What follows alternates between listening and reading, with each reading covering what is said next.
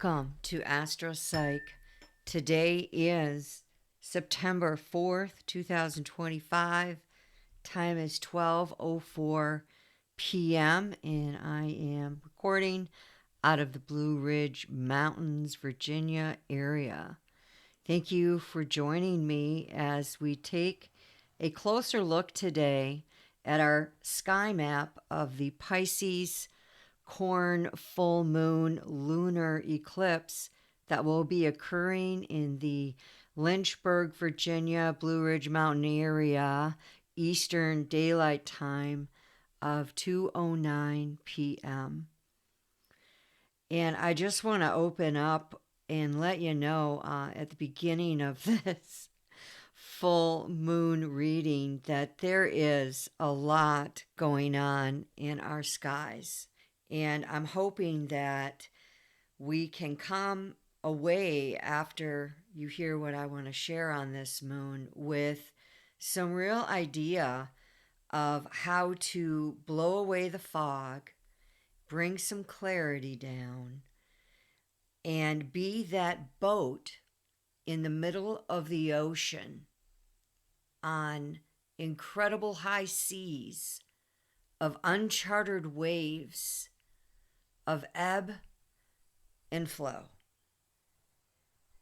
Not to take you out of the boat and put you on land so you can move forward.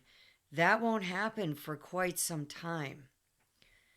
We must navigate the land of Pisces, or I should say, the watery lands of Pisces, the 12th house of the zodiac, the area of the chart that is known as the social expression. This is quadrant 10 through 12 houses, quadrant 4, where we have secret and hidden things in a mutable house of Pisces, the 12th house. And this house is ruled by Lords Jupiter in traditional astrology and Lords Neptune in Western astrology. As when initially astrology came forth, we did not even know of Neptune, had not yet been discovered.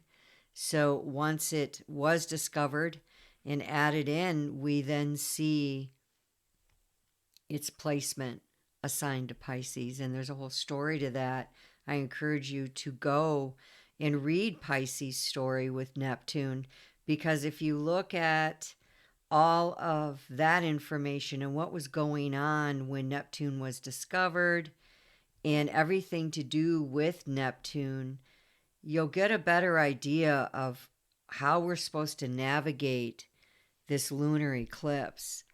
And eclipses are about beginnings and endings, and they're known as omen signs in the sky, and were once viewed as very, very strange and very, very ominous and very, very concerning to those that would watch the moon in the night sky. And so it's something that we need to understand, these layers, as we go into looking at this full moon. Now, Neptune and Jupiter, let's talk about these lords. Jupiter represents the 9th house and also rules Sagittarius, as well as the 12th house, ruling over Pisces. Where we find Jupiter, we find this large magnetic expansion process within our world, our realm, our horizons. It's very personal to us. It's considered a bridge planet that takes us from Sun, Moon, Mercury, Venus, Mars, and brings us out to Saturn, the end of the system, so to speak, of natural sight where you can see and look up to the outer realms. And so Jupiter is huge in looking at Pisces and all of the themes traditionally that's represented there.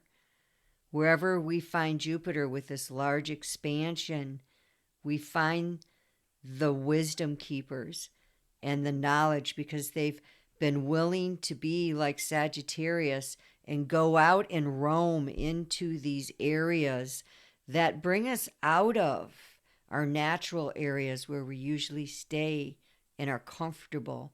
Jupiter takes us long distances where the other teachings of the world that perhaps you don't know about yet or you're studying now, to the outer realms where Saturn can then place some structure for us to bring out into the world and quote unquote make something of ourselves, in that we can have sustenance and money and a place to live and some type of organization that brings us into a place of bounty. This is the job of Jupiter, carrying us over into Saturn. Also, with Neptune ruling Pisces, we see very, very high psychic energy.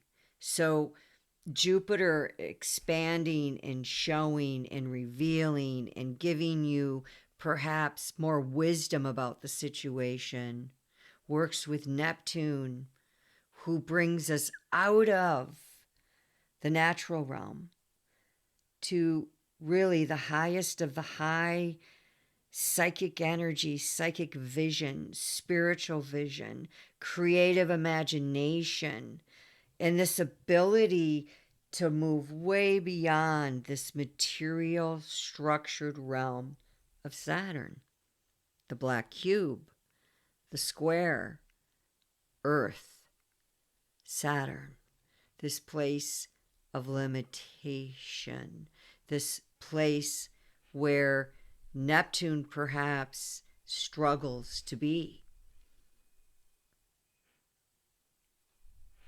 This is our highest idealism by the time we get to Pisces. And this is where our ideas can take us so far out that we perhaps go so far out to sea that we get lost. The 12th house is known as a house of karma, and the results of our past actions, hidden supports and limits, institutions that restrict us, like psychiatric units, hospitals, jails, prisons, and our inner social conflict where perhaps we have a hard time coming out into the world because we're so Neptunian, we don't feel like we fit in. Now, I can identify personally with this energy greatly, as I was born with Neptune on my ascendant of Scorpio within a degree. So very closely working with the Scorpio costume and the Piscean costume that Neptune fits in. So then, of course, with Scorpio, what do we need to bring in? We need to bring in Mars and Pluto. And bringing in Mars, co-ruling Aries and Scorpio, we have to bring in Aries. And you begin to see a story unfold in the layers. And so we have it here in our chart, a story waiting to be told, a story of all things Pisces and all things Virgo. So wherever you have, I would say, because of the storyline in this Pisces house here of the 4th, where we see the moon, anywhere from 15 degrees Pisces to 29 degrees Pisces. Anywhere in your chart where this hits, or aspects are hitting that point that are prominent, such as squares and inconjuncts, that 90 degree and that 150 degree awkward tension aspect, and the 180s, which are compelling you. Please look, please look, please look. They speak at the opposite, the other side.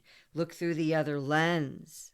And perhaps for a time sit in that lens so that you can become the opposite in a grounded way. And both sides of the stories are beckoning to be heard with 180 degrees.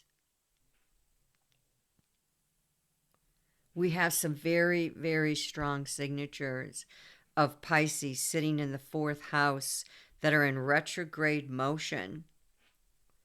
We have the 29 degree of Saturn now in retrograde.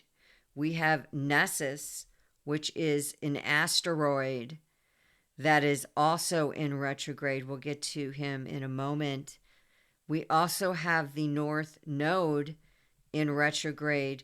Now, understand the nodes naturally move backwards. The nodes take this action as they are a point, not actually a planet, but a point. And so this North Node going retrograde is actually moving forward and not backwards, because it always moves backwards. So now we have this 18 degrees heading straight into Nessus, Saturn, and the cusp of that 5th house, and we'll be hitting Neptune.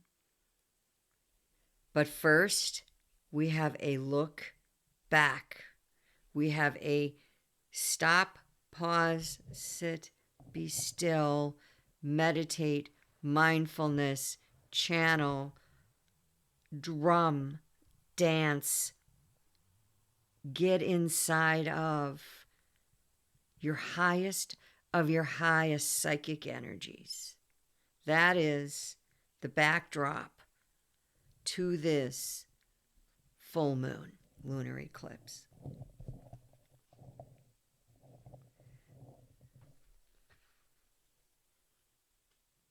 The 12th house of Pisces is also the highest service that we possibly could have to humanity. And some may say, well, isn't the 6th house of Virgo the opposite service, work, health? Yes, it is. But at that kind of service, that kind of work is wrapped up in Mercury, not Neptune. It's wrapped up in a casing of rational cognitive thought. Not so with Neptune's service to humanity. No. This service is of a self-sacrifice, a self-transcendence, a place that you must retreat from the world. This space in you that isn't really yours, so to speak. Bear with me. I know that can sound confusing. You're like, but wait, how am I supposed to manage this on Earth? How am I supposed to do the Virgo thing and get all organized and put it down and know where the freak I'm supposed to be? Please don't take me to the 12th house of retreats away from Earth. I need Earth. I must grab onto Earth. I must hold onto her soil and cling to it.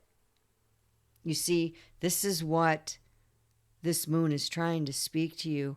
Where have you been so earthbound and so clinging to the very roots of things as if it's all that matters? Virgo must see wherever your Virgo is from 15 degrees Virgo to 29 degrees Virgo.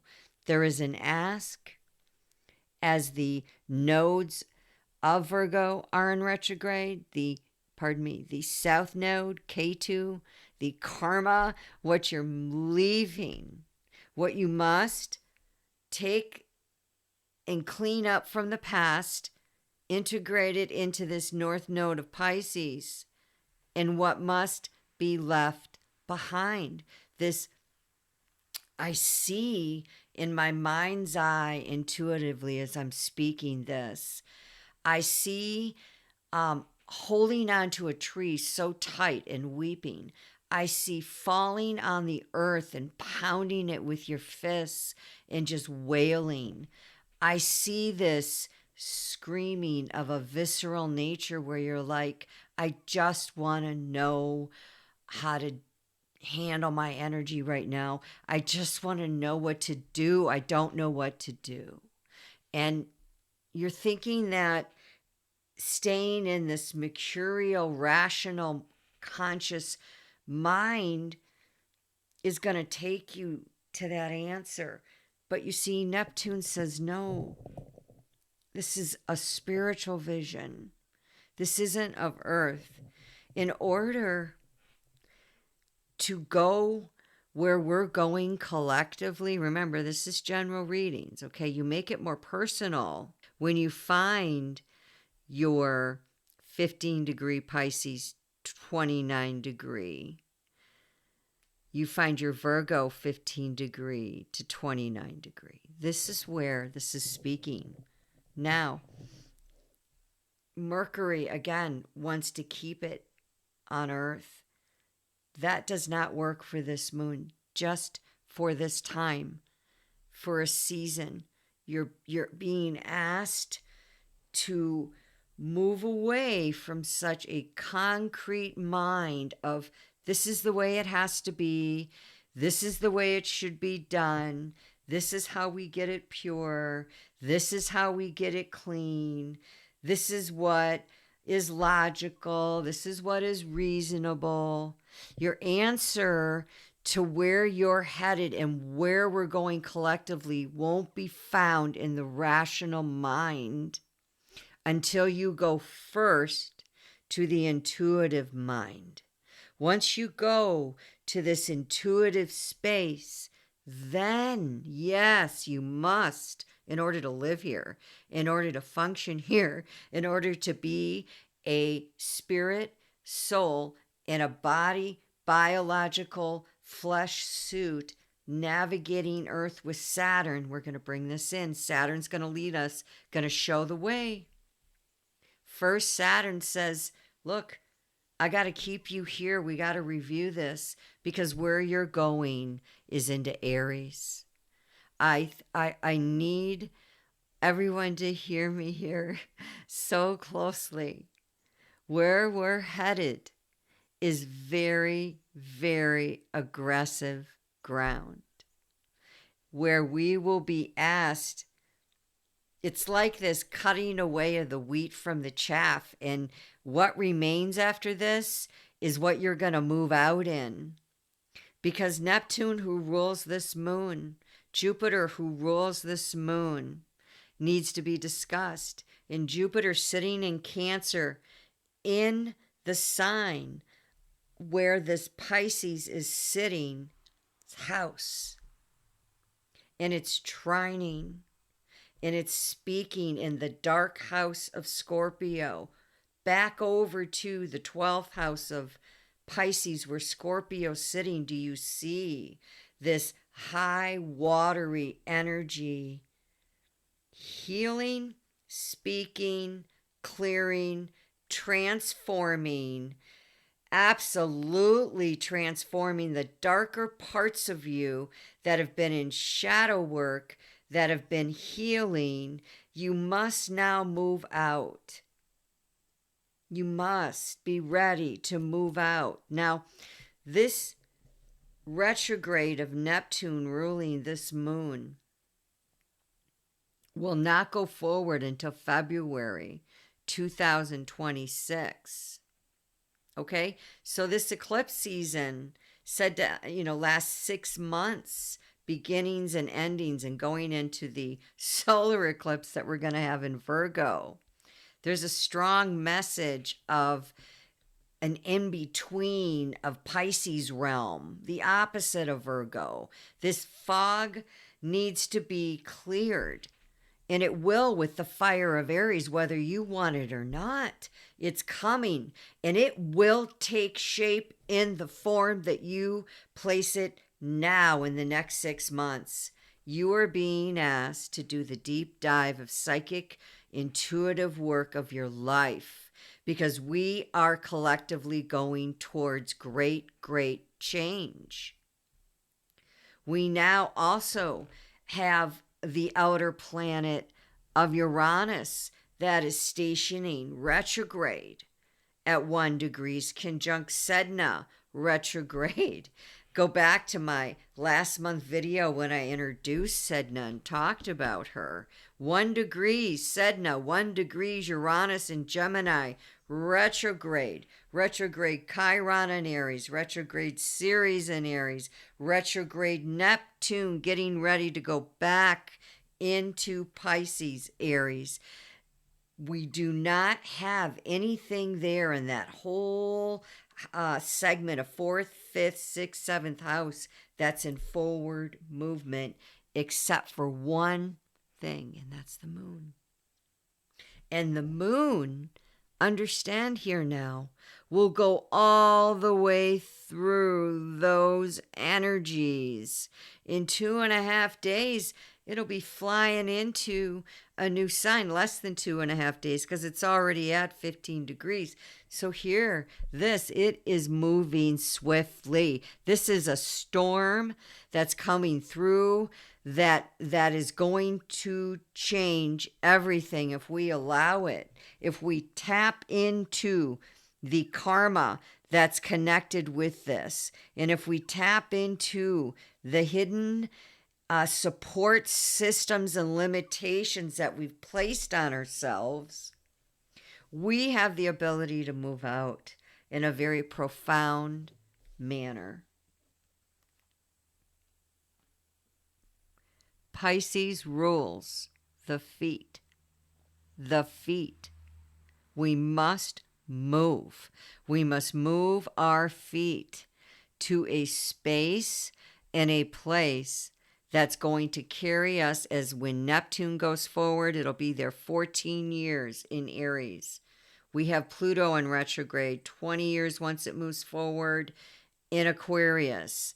We have Uranus in retrograde. Once it moves forward, it'll be there 7 years. Do you see how this moment in time is ushering us into the moment in time when we'll have all the outer planets moving forward in fire and air? What an exciting, amazing time to be alive on this planet. Some other things that I want to bring out here, super important to see, that I have in my notes, is understanding Saturn. I want to talk about this. Saturn had made its ingress into Aries, moved over that 29 degrees. 29 degrees is an anarchic degree of nothingness, right? It's leaving the energetic DNA codes. Okay, this is visceral, guys. This goes into your flesh, into your bone, into Saturn rules bones. This is your structure. This is your foundation here. Something needs to shift. Okay, so Saturn moving retrograde. This is the stone bone mother, okay, in the 4th house of the mother. Cancer rules the 4th house. This is harmony. Cancer knows how to take you where you need to go. She is cardinal water. In Scorpio, that's where she's going to take you, because it goes Cancer water first, then Scorpio, then Pisces in the grand water trine. I have a grand water trine of Cancer, Pisces, Scorpio in my chart. I have Neptune in the first house in Scorpio, trining my exact Cancer moon, the same degree, creating a fire house trine. So, yeah, I am burning off this lifetime some things that were not meant to be carried forward. My story is very clear. And at this moment in time, with my progress chart, bear with me now. We must look. I have to segue into this quickly. Your progress chart matters. When I line my progress chart, and that's my sun, my moon, my Mercury, my Venus, my Mars. Those are the planets we look at in the progress chart.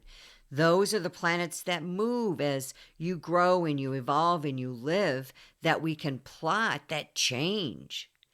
And where they change are all in support of your solar star sign sun. You do not come, your star sign sun evolved. You need to learn how to be your star sign sun. So your sun will move every year 1 degree. Your Venus will move. Your Mercury, your Mars, all of these planets will move. And my progressed sun is at 26 degrees Virgo. My progressed Mercury is at 26 degrees Virgo. It is not a coincidence in my storyline that it is a closing now of a healing that has taken 12 years for me to traverse through, of learning the modalities of Reiki, becoming a Reiki master, a UC Reiki master, of mindfulness, taking back my mind and incorporating it in the energetic healing that I'm called to as a Neptunian, with Neptune on my Scorpio ascendant. And it's taking me to a deep healing of my Chiron, because I have Chiron in Pisces. And it is closing out an incredible educational journey for me as I finish my closure of school that has been a 5-year journey through COVID, through family crisis, and through illness and shadow work and a naturopathic degree where I have finished all my coursework. And it's done. And I'm ending something. Eclipses are endings and beginnings. And I am moving into writing my paper, writing my dissertation, getting everything down and releasing over the next 3 months all that I have built up in all of the Chiron and Pisces, opposite Virgo, where my sun is progressed. Okay, 26 degrees and 26 degrees of Mercury. Wow, a mercurial project that is ending. That is of a high spiritual goal and emphasis for me. And it absolutely lines up with my story. So I say all that to say, if you're not tracking like your storylines of these planets and these asteroids, and yes, it's a lot. But if you work with someone who knows how to track them, you can take them piece by piece and you can digress them down to, let's just look at your moon and let's look at your moon story. And as you begin to build this moon story against your chart and your progress chart and your transits, oh my. To those who can read the energy codes of astrology, it is a beautiful storyline. And it could be a tragic storyline. It could be a devastating storyline. It could be a magnificent storyline. You see, I can promise you this, there is a storyline with this Pisces that is longing to be heard with this Saturn and this Neptune and Virgo. They're all speaking. I want you to look at Cancer in Jupiter right now, ruling this moon, Jupiter, saying with Sirius, the dog star, in the 8th house of Scorpio, and look at where it's sitting in the decan of Mercury, the cognitive mind, in the 8th fixed house of Scorpio, originally where Pluto and Mars dwell. This 8th house is trining the 4th house moon, and it's trining the 12th house where Pisces lives. This is great harmony and great opportunity. We have the goddess Hecate in Scorpio in the 12th house. We have Juno in Scorpio, partnership asteroid that is seeking to connect you in the Venus decan of relationship themes, money themes, finance themes, relating themes with money, how you feel about money, your relationships at the deepest level. Hecate is bringing you to a crossroads. It's exact this moon. Hecate is at 15 degrees and she is trining the 15-degree moon. Partnerships of all kinds are under the radar. Cancer's here to say, it's okay. You're taking this far too seriously. This is what Cancer would say right now. Come here. Let me hold you a minute. Let me hug you. Let me kiss between your eyes and your forehead. Oh my goodness, child. Calm thyself. And Hecate would rise as the dark goddess and say, heal thyself. Damn it, take the lead. Stop it. I'm showing you the way. I'm showing you through Juno. I have made it very obvious. Go into your intuition. Tap into that space, that luminal space. Oh, yes, where you are not able to be on Earth at this time. You've got to go to the space of Neptune.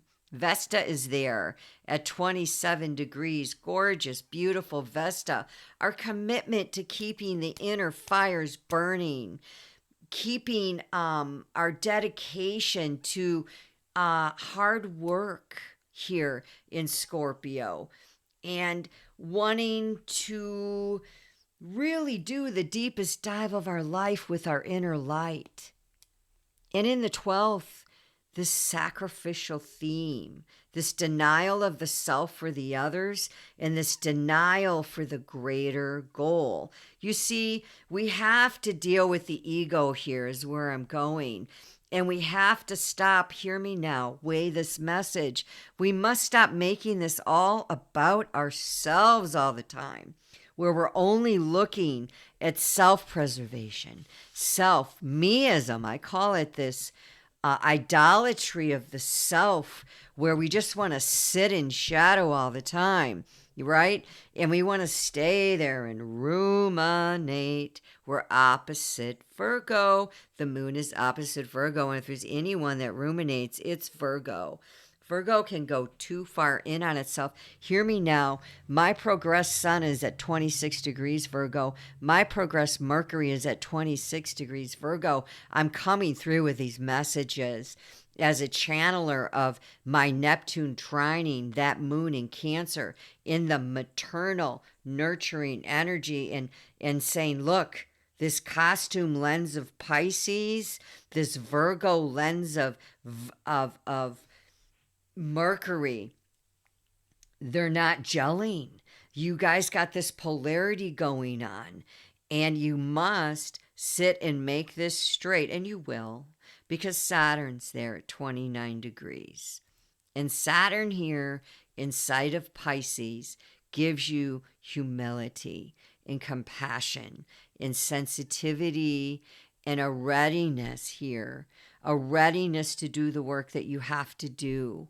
And you could struggle here with coping demands of others and the circumstances around you. And these depressions can happen when Saturn is in Pisces because we're looking in. It's very yinish, not yang energy, yang going out. This is yin energy. This is calling you with Saturn.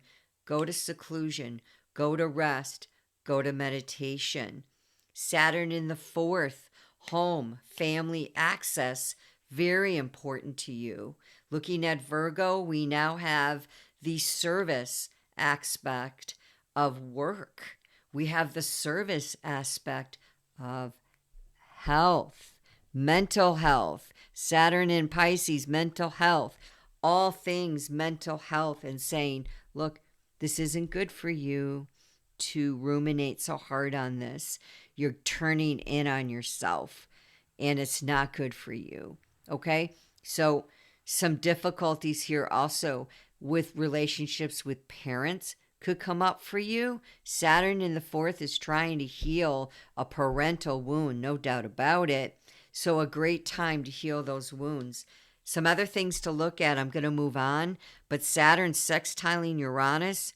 Change isn't going to bother you here. You have an ability to be the rebel. It's working with Saturn saying, yeah, I'm going to change. I'm going to shift.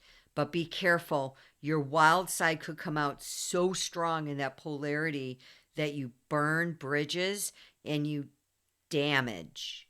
Remember, Jupiter rules this Pisces as well. That's a bridge planet. So you could be too big, too expansive, and burn some bridges. Careful with your speech, Mercury, Virgo. It's calling on you to watch your tongue, something that you're known for, sometimes to just speak really rashly because you see how things need to be done, damn it, and you want it done that way. This is something that's coming up for Virgo at this time in the fourth. How are you speaking that way in your home? How are you speaking in parental relationships, perhaps? Anything dealing with family really is going on here. Saturn conjunct Neptune. This is struggling with spiritual inclinations and meeting the demands of the material world. Exactly what I've been talking about. This is what we're dealing with. Spiritual and material. And Saturn's like, look, I got you, okay? I'm going to bring some clarity. Not right away. You got to go up and out. You're not going to find your answer by reading a book. You're not going to find your answer by going to an earthly source. You got to get out of your body. Why? Because Saturn is sextiling Pluto. Within 2 degrees here, this is no joke when Saturn's working with Pluto. Great powers of transformation and endurance with karmic placements. You are going to have the ability to be tenacious here, to bring some self-discipline here. And Cardinal Cancer speaking in the 8th with Pluto. Pluto lives in the 8th. And this is like, look, we are going to have a successful conclusion because this is 29 degrees. 29 degrees, anaric degree. It's an ending, an absolute ending, a surrendering of your ego here, a dissolving of the self, and really needing to go to your space of clarity, but not yet. Okay? The only way you're going to get through this is to work through those waves that sometimes are going to feel like they're capsizing your boat. Pisces energy is moving us into this cosmic birth canal of Aries. Okay? We are being birthed into 0 degrees Aries. I need you to understand the potency of 0 degrees Aries. And Neptune is going back and Saturn is going back. All of these other points in the chart are moving back. This is not comfortable energy. All right? Nessus, I wanted to bring him in. If you don't know the story of Nessus, really fast, Nessus helped Hercules' wife to cross the river over. She had asked him, she needed help, and so he assisted her. When he assisted her over, because of her beauty and because of the way that Nessus is, he raped her. While he was raping her, Hercules, attempted to rape, copulate, so to speak. Hercules saw this and threw a fiery dart, some say a poisoned arrow, yada yada, a spear, but it depends on, where you're looking. He threw this and it hit Nessus. And Nessus, of course, was dying. And he took the blood and mixed it with his sperm and put it on the arrow and told Hercules' wife that if Hercules should be inappropriate, with other women or try to harm her, she could use this arrow and it would kill him. And so Nessus has different understandings depending on where you look. One of the first themes that come out here is Nessus was willing to help. He was willing to go the distance, but it was based on a hidden motive. Something hidden underneath is what we get here of a nefarious karmic nature, being in the fourth house and dealing with the moon and dealing with Saturn. This is deep, guys. Quite possibly where you've been betrayed or you feel hurt or something bad has happened where somebody has done something against you of a violent nature, could even possibly be rape, quite literally. For me, it is. I am a survivor of complex sexual PTSD, trauma, post-traumatic disorder. And so for me, this is extremely personal. I'm not going to go into this. I plan to, once I write my paper, do a series bringing in Black Moon Lilith where I will talk about my trauma. But having Chiron in Pisces, in the 5th house of Leo, and my father was a Leo, this all ties very deep. And it's a closing of a wound there that I have been trying to close for many, many years. And it's not been easy. Boy, has it not been easy. But, I want to say I am finally at the place that I'm able to now speak and go into a channeled space with him and connect with him. And, have that conversation. That's crazy. I never would have said that years ago. So, that's just so exciting. So, Nessus isn't all bad, okay? He reveals the areas in our chart that Pisces is trying to heal. You also have this whole theme of the poisoning, right? And him, not just dying, but wanting to take revenge, okay? So areas in your life right now where maybe you're just really mad and want to take revenge against someone and want to harm someone and be possessive and have your way, damn it. My way or the highway. This is the ego. We are really hitting the ego with this full moon. No doubt about it. We have to look at this. The node is there. The North Node is there, pointing us towards, look, I need you to take all of these themes that have been discussed to the higher realms and bring them to a place of emotional depth, which brings me to Sedna. And I want to talk about her a moment. Sedna is, we talked about her last month, at 1 degree in retrograde, communicating watery themes of the water goddess. You know her story. Not going to go back into it. Look her up. But she fell down into the depths of the ocean where she sat on that floor. Okay, this is, man, I can't even tell you how deep this is. Now, we're relating this to psychology here, in that with Cancer being in the eighth, I must speak as a Cancerian, Hecate, Sun, Moon, Venus, and North Node. I rise up here at this moment in time in my natal placement and share that Sedna wants to go into the repressed, deepest, darkest parts of our psyche and mind and heal something for the good. You've got Hecate in the 12th house, Juno partnerships in the 12th house, your very inner light Vesta in the 12th house. This is deep, karmic, Plutonian, transformative energy of a psychic, psychological nature, prime, ripe for deep healing. Do your magic. Do your full moon release. And I promise you, if you go into channeling, sit with, we're going to be having a circle. So looking forward to my circle that we will be having in my area. And we're going to be entering into this healing energy, doing a group themed reading with all things Pisces, all things channeling and tarot and the pendulum, and whatever comes forth through the group of the giftings, they're welcomed. And we're going to hit this, and we are going to sit with it and let it marinate and not ruminate. Big difference. Chiron. Oh my. I tell you, Chiron has been in a story.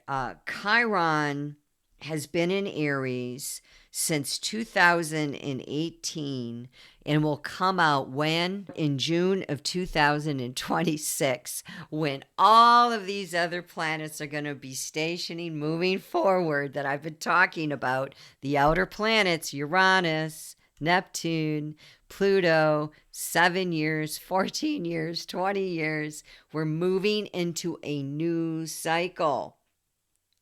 And Chiron is finishing. And Chiron is now in retrograde at 26 degrees, the same degree as my Virgo progressed Sun in my Virgo progressed Mercury. You don't think that this is a message for me? Absolutely. But see, I've been following this storyline, plotting this storyline, working through the available energies in alchemy, in magic, in ritual, in prayers, in dancing, in my fires, in drumming, and singing, and doing art. And I've been working through the years, the last 12 years. This is my closure. It is a 12-year ending. And some of you, there'll be shorter closures. Some of them, they may even be longer. But you can see these themes and storylines in your chart if you plot them and you know them. And the ones that are meant to be heard will come to you. The ones that are meant to be seen will come to you. Child, I share with you, please trust. Chiron in Aries has been all about your I am power. This wound, this core wounding of Chiron has been in your value and your worth. Your value and your worth as a human being. Chiron inside of Aries is everything to do with your self-awareness, your self-identity and image, how you project your energy out to others, your self-expression, therefore your outer expression. Wherever Mars is in this moon and in dealing with this Chiron and Aries is imperative to watch, because the Lord and Master of Aries I am is Mars. And Mars is all things courage, in our ability to move out in our energies. And as of this moon reading, Chiron is at 26 degrees in Aries, opposite Mars at 20 degrees in Libra, and Black Moon Lilith, 28 degrees in retrograde, going back to hit that Mars as Mars is barreling in Libra, fast moving towards Black Moon Lilith. Are you seeing here the goddesses rising up in profound ways? Absolutely profound ways during this time in our history. And very, very Venetian Libra in our partnerships and values, in the way we express love and show love and need love and attract love, and our money is opposite I am. Libra is definitely we unite, and she is all things connection and balance. And now we are closing out here in this lunar cycle a great opportunity of our value as a person, our worth as a person can move out, right, into a more better expression. 26 degrees isn't 0 degrees. This is an ending degree, a last decan degrees, the 20 to 30 decan. And it's sitting where? It's sitting in Venus, opposite Mars. This contention in relationships. And as of this moon, if you want to know the exact message, it's your creative energies inside of Aries in Leo's domain of roar, opposite the collective energies of Aquarius and your social circles and groups and where you belong. And Black Moon Lilith and Mars are speaking an actionated energy that is infused with power, and it's going to be heard inside of Jupiter Decan, you see, loudly in a big way, squaring the 8th house of Cancer, home of our psychology, trining that moon in the 4th.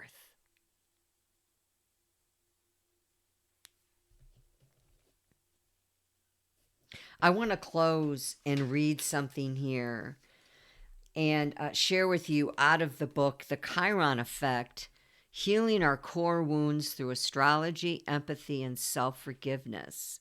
Lisa Tahir, licensed social worker. I appreciate what she has to say here. I'm reading from page 34 on boundaries, which is a central theme of this reading.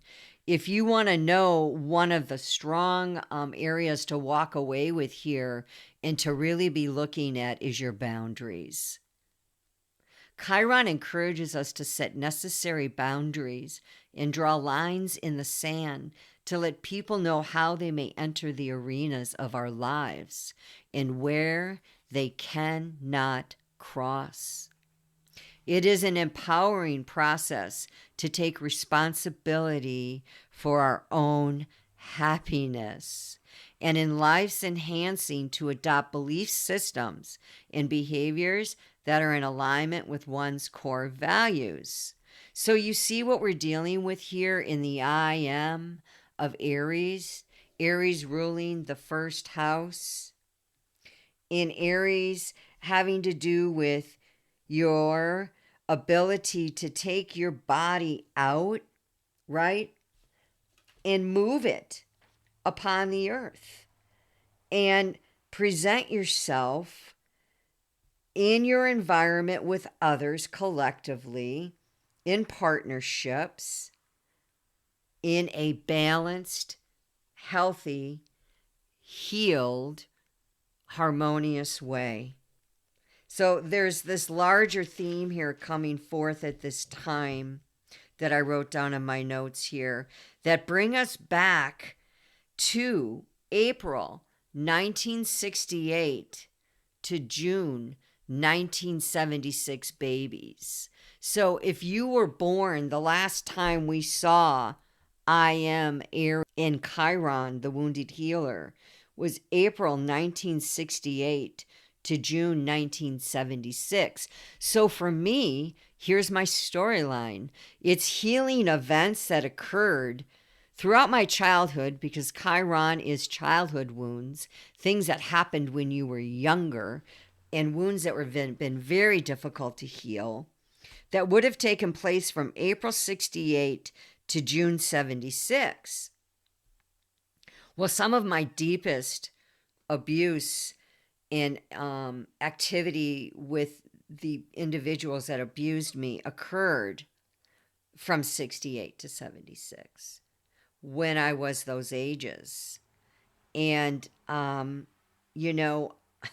it's a 12-year cycle for me that began from 1968, and really taking a look at those events and just journeying through them in those incidences from the ages of 5 to 13. Abuses happened before that and abuses happened after, but they were most prevalent during those years. And so I am at a space of core wounding that has been healed. I am at a space now where I know my value and I know my worth. And I know Chiron in the 5th house, where I have it in Pisces. I know how my ego has needed to be adjusted, and my ego and my understanding of ego and how I put my Aries energy out needed to be healed. And my goodness, there's a whole storyline that I have been navigating through. When we look at the tarot here, we see the moon card, the Pisces card. I want to encourage you to look at that card, because this is what's being represented with this lunar eclipse. And that card has so much symbolism to it. But I want you to look at the wolf in the traditional Smith-Waite deck. And here we see this instinctual nature, this howling, and wolves are communal animals. So we're bringing in with this moon, where's my howl in the community?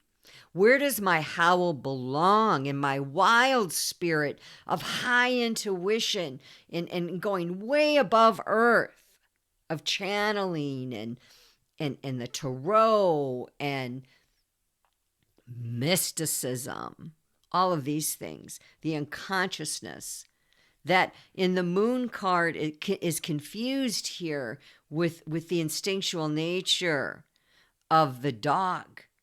That is this loyalty, companionship, and protection symbol.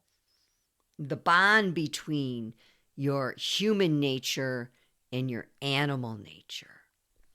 And the path represented in the card saying, look, you've got some choices and journeys, some waxing and wanings of personal growth and roads to take in life that are going to lead you to a grounded earth experience.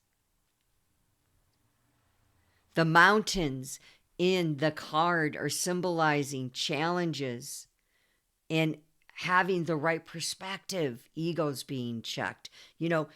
Look, your aspirations are great, but make sure you can bring them down to earth. And they represent mountains, obstacles that we have to overcome. So the moon here in the moon card, intuition, subconscious realm, the cycles of life, ebb and flow, the mysteries of the unseen, and the crayfish crawling out of those waters, saying, I have now come from Sedna. I have now come from the bottom, and I have made my way up, and now I'm coming on to the ground, because that's where Aries is taking us. The other associations with this card that I want you to look at, and I just want to bring one in, and that is the Eight of Cups. And the Eight of Cups really represents, because it's Saturn in Pisces, and it really gives us an understanding of the message that's trying to come forth here with Saturn and what he's trying to teach us. And I close with this information. The Eight of Cups upright. This is a leaving and a letting go, a retreating, a time to go away and seek your spiritual aspirations and the spiritual realm. So it's emotional and spiritual fulfillment and an awareness that something's missing and I need to go fix it and complete it before I move on. I can't go forward. I have to go back. So it represents this ability to take the journey, right? With your staff and his red boots he's got on, and Mars is taking him on a journey very passionately. And he must do it. He must do this journey. We must do Saturn before we can move forward into Aries. So if it's reversed, if you're not feeling this energy, if you're struggling, this could be you're fearful of the change. You don't know what's coming. You know it's something big. You sense it deeply. Saturn in Pisces knows, and you've been stagnant perhaps to move out because you don't know how to move. And you're starting to grow mold around you. We got to move out, guys. We can't cling anymore, to earth like I was talking about. It's an inability to move forward. You're just holding on and an avoidance and ignoring difficult emotions. So the number 8 gives us the power of these cyclical rhythms that come and they go, right? The 8 is just not broken. It's all together flowing. And it shows us that in the ebb and flow of life, moving, not staying stationary, not staying so rooted, but being willing to move. That is where we will find our graceful navigation, our strength, and the twists and the turns of the 8. As they come and go, we will be able to navigate them. With that, I close. You've got this. Trust your intuition. It's taking you on your journey of journeys of enlightenment. And thank you again for watching and following. If you found that this was valuable, please share and like, as that really helps me to get traction. Blessed be.